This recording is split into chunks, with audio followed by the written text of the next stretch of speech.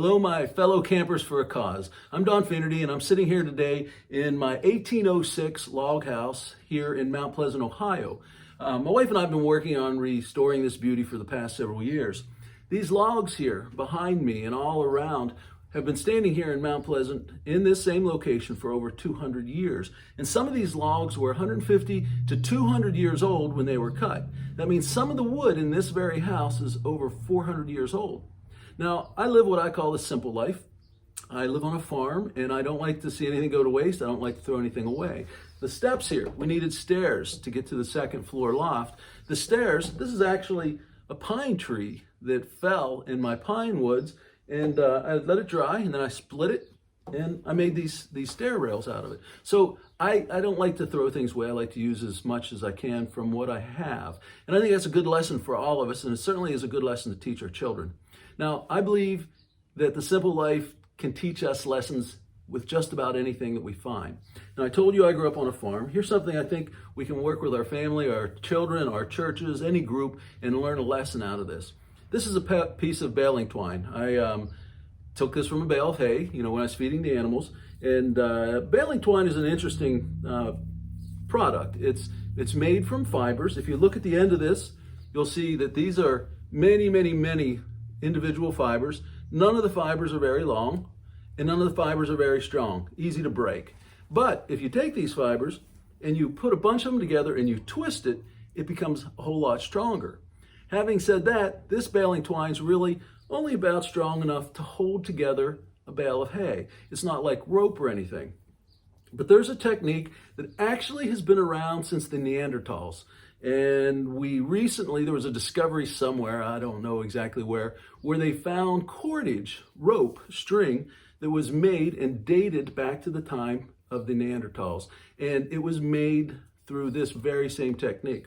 Now, this house has been here since 1806. And before that, this part of Ohio was Indian territory. This was all part of what was governed by the Iroquois Nation.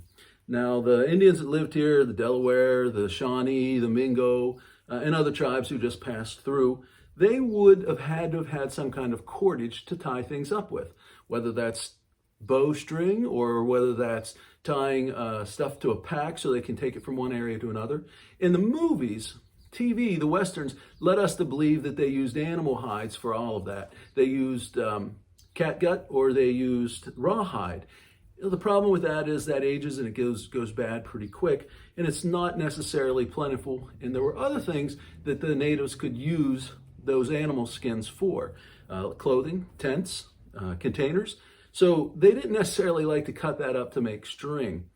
But they couldn't go to the hardware store, department store down the road. They had to find a way to make their own cordage. And what they would do, for the most part, is they would find fibrous plants and fibrous bark from trees. There are a lot of trees that if you take the outer bark off of, there are fibers that run down the inside. There's a piece of fiber off of this locust post. Actually, this is a walnut post. There's a piece of walnut fiber.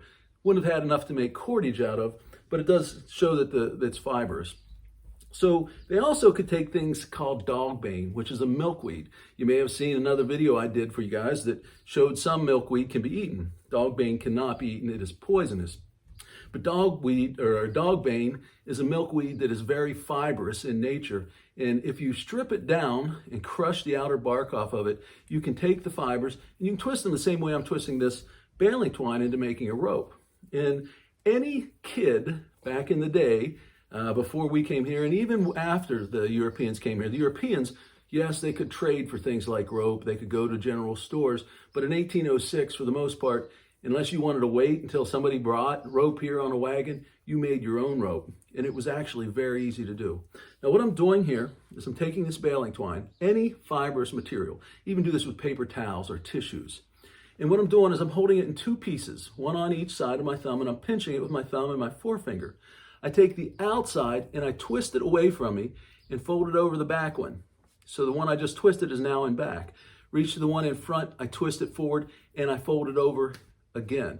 The one in front, I twist forward, fold it over the one in back, and I just keep doing that. Now, for me, I don't do this very often, and man, it gets my thumb and forefinger and wrist sore real quick.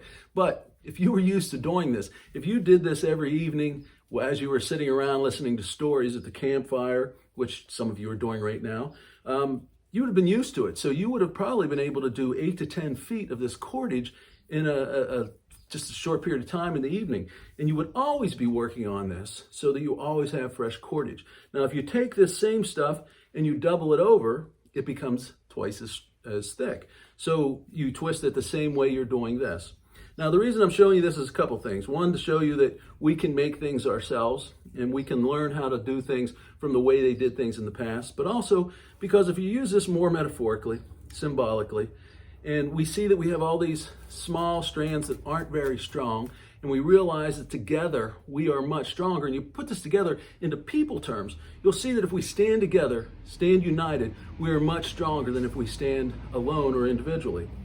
But if we learn about one another, if we intertwine and twist our lives into the lives of others, and we keep doing that, what we'll see is eventually we become one strong unit. So if you look at that, you'll see what was just thin, flimsy baling twine is now a nice piece of rope. So be kind to yourself, be kind to others, and support youth services. Thank you.